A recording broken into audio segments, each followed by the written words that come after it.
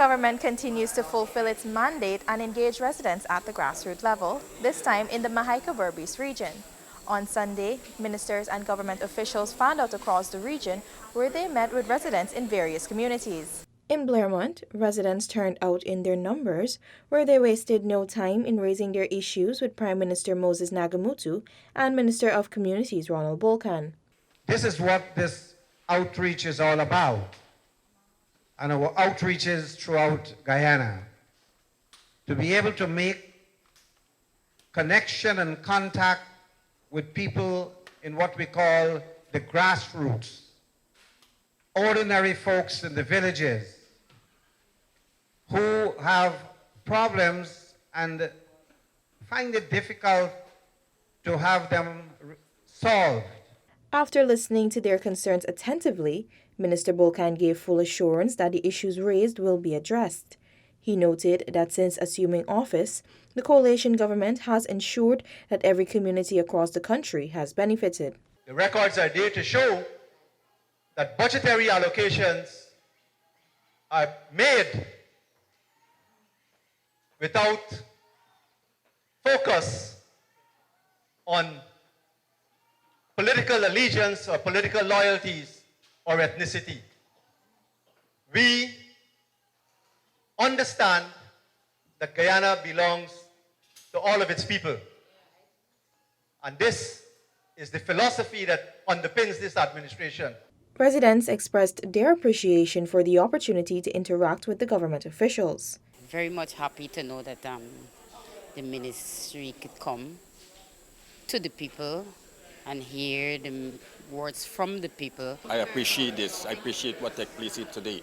And this is a wonderful outreach that you can come and state your business. I feel good because somebody, the minister, sit down, can listen to whatever I have to say and going to channel it through whatever you have to go through. The residents were also reminded that through unity, national development can be made possible.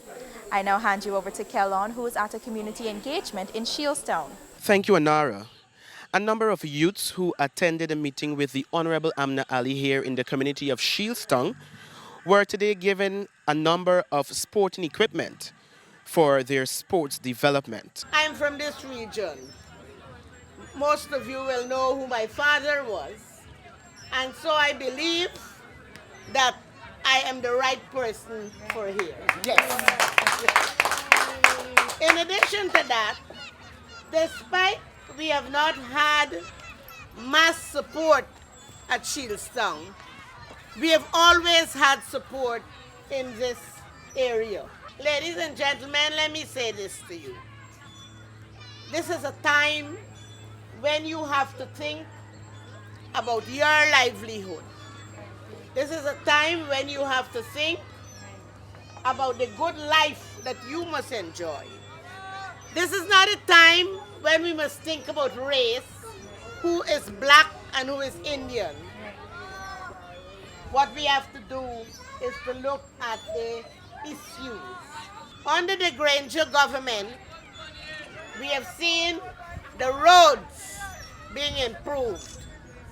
And those of you who are from Shielstown, reminisce a little bit. And you will see, I don't recall, while we were in opposition, that I could have driven on a paved road. But now, we are driving on more than paved roads. Several issues that were placed before the minister were also addressed on spot. And every time the powmen come around, they target my son. He's a young man now trying to make a life. He's short and little piece. Last week, 2 times they pound them. I had to sell cow to take out cow. They take them away from him on the road coming. Take it away from him. He left in the morning, about 9 o'clock, 10 o'clock. He had his breakfast and he go. I have spoken to the Minister of Public Security, Mr. Ramjitan, who this thing fall under. And I've been advised by Mr. Ramjitan that he is going to give some orders to the stray catchers because it cannot be right for them to take your animals the way you have portrayed it. And as like I said, I heard about the issue before. And let me tell you what I will do for you this afternoon. Regardless of how the ground stay, I am going to give you a volleyball net and a volleyball. Okay, thank you. I am also going to give you a football. And I want you to get the young people in this area, get a nice group. I'm glad to receive this thing here from the minister, and because he will look after the ground and make it develop.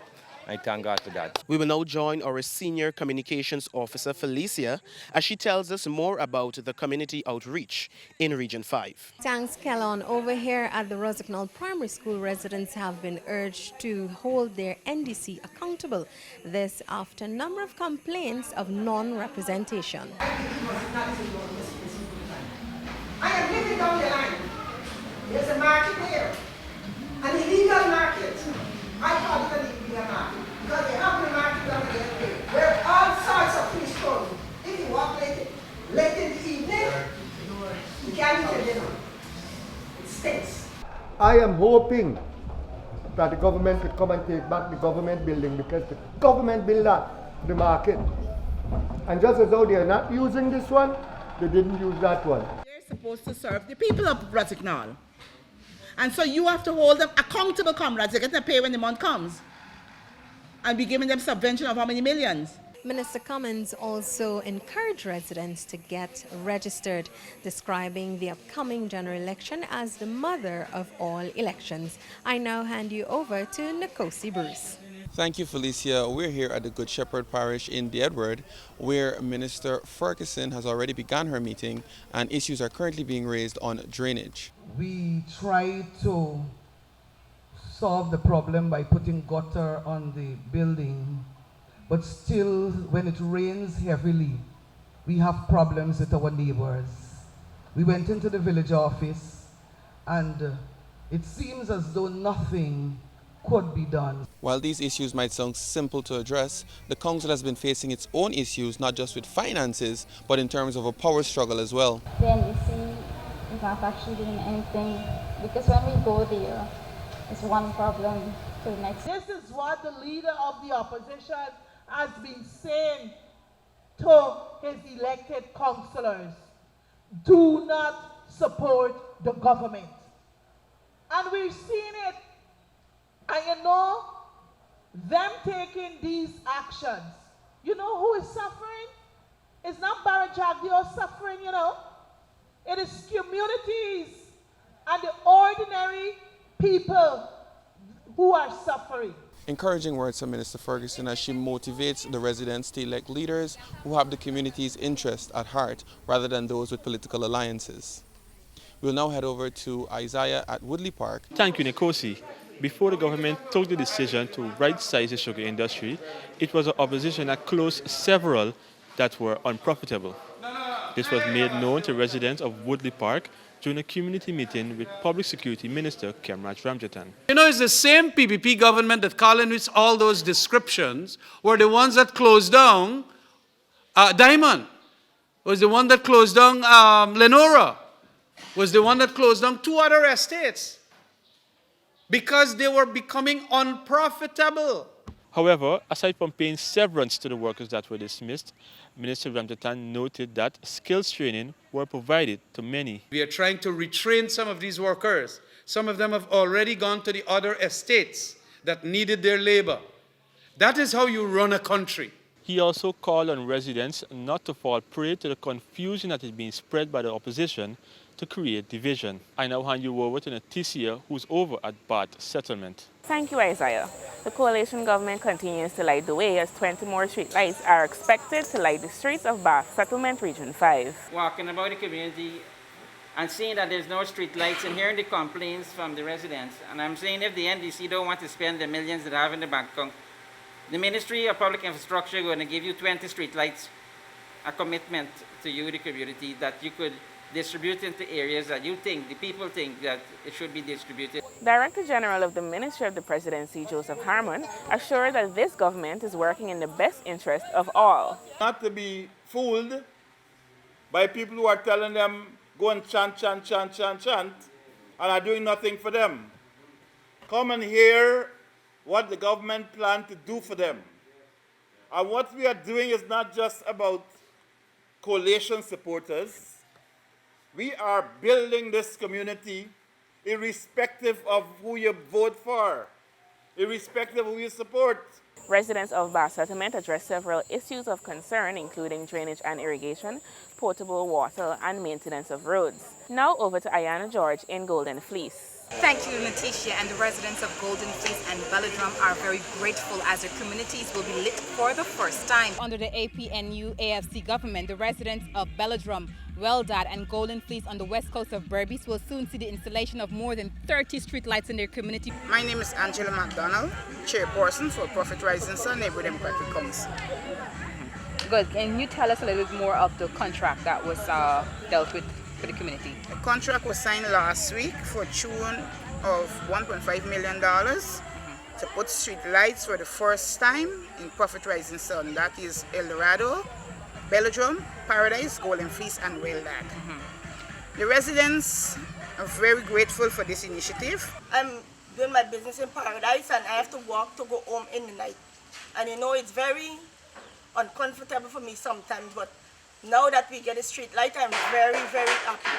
We, as you know, have said that we are a caring government. And you don't have to say that.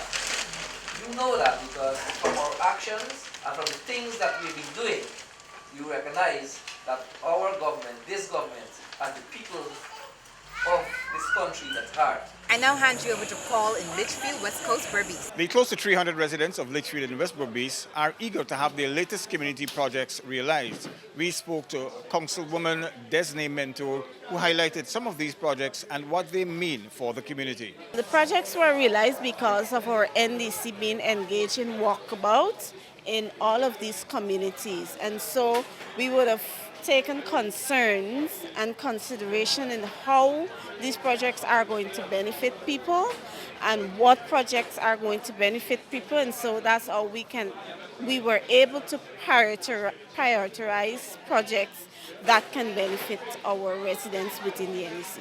The projects include the construction of an all-weather road, several bus sheds, and the community ground bleachers or stands. Mr. Christopher Jones, he was on a mission where he came to us and met with sports group within our community, and that was one of their concerns that they share. While they're having sport, there is nowhere for the spectators to sit and enjoy the sport, right? So that's how the bleachers came into consideration, because it encourages especially the youth that has basically not much to do in the afternoon. They go there, they sit and watch a game or get involved. It encourages them to also use the playground more. Mentor added that residents have welcomed the initiatives. They have gotten more confident in our government, that our government are seeing our needs and working assiduously to meet all of the needs. These issues and several others were highlighted during a well-attended community meeting in the community, co-hosted by Finance Minister Winston Jordan and Attorney General and Legal Affairs Minister Basil Williams, SC. Both of them highlighted that the coalition government was about development for all. We now take you to Natasha Smith in Falls. Minister of Indigenous Peoples Affairs, the Honorable Sidney Alicock, today met with residents of Prophet Falls on the west coast of Berbice. The creek embankment, whenever the water raise up, when the sea raise up, the water coming through the coca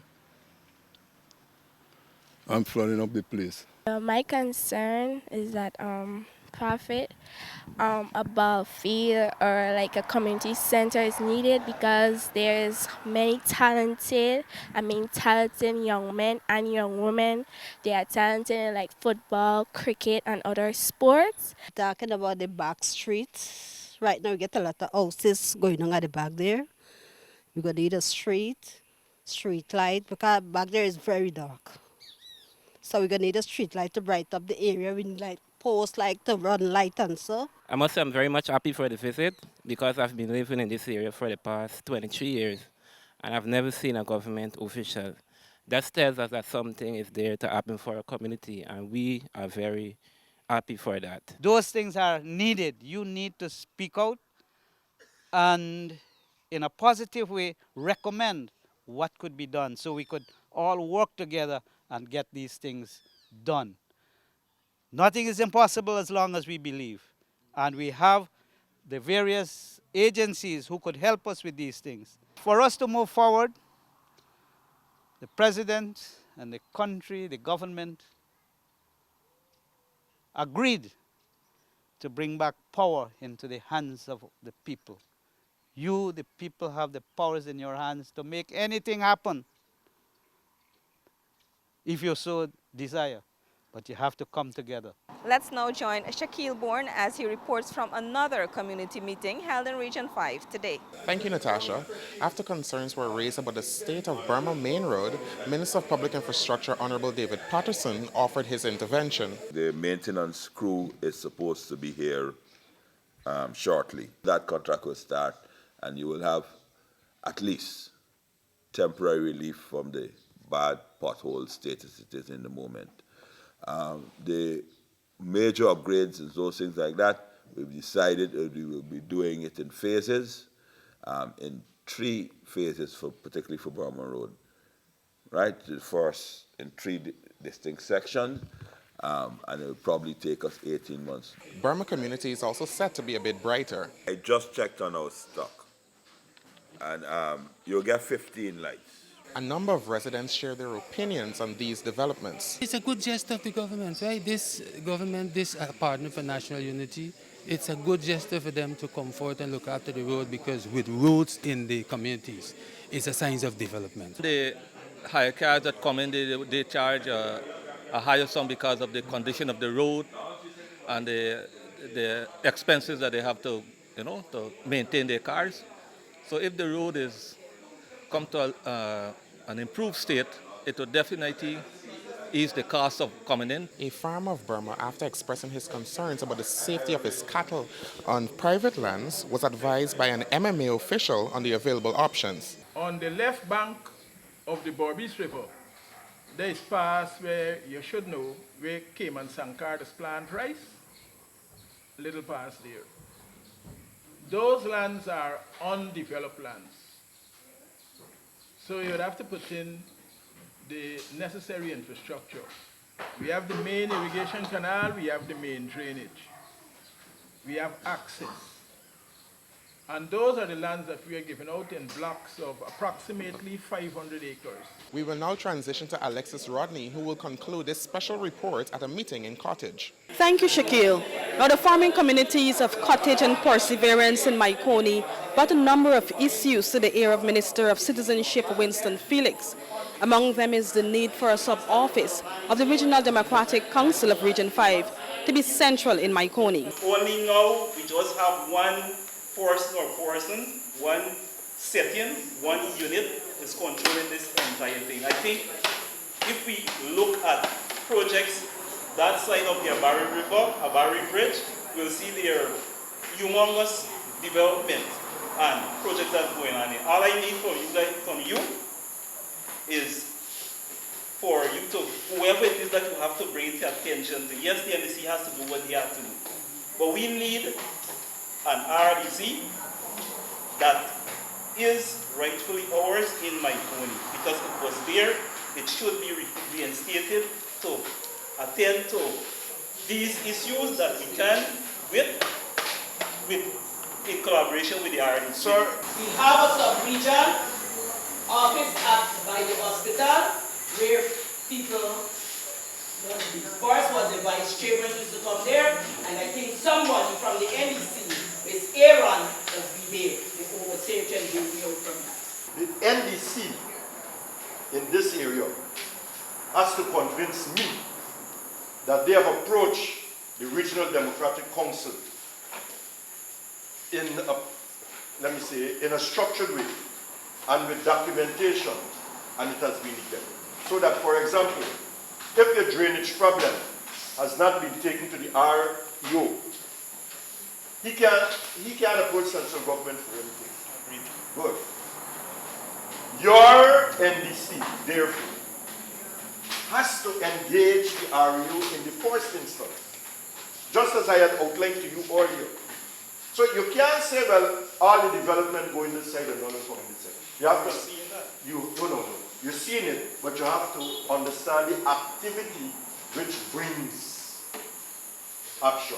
Minister Felix also learned of breakages in the sea defense, an issue that is causing continuous flooding in the communities. One very serious ordeal is the sea defense. You go open Skyjar here, but straight out, they got some attempt to make a seawall there. They only got a bridge, nothing but for it to cross the road.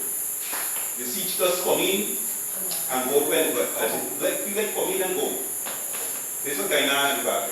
There are bright people in this community, qualified people to assist you, support you in development projects. Put the project together for flooding, to prevent flooding, to curtail flooding, which you have been concerned about. From Cottage, Maikoni, and on behalf of my team of colleagues spread out across Region 5, I am Alexis Rodney reporting for InfoHub.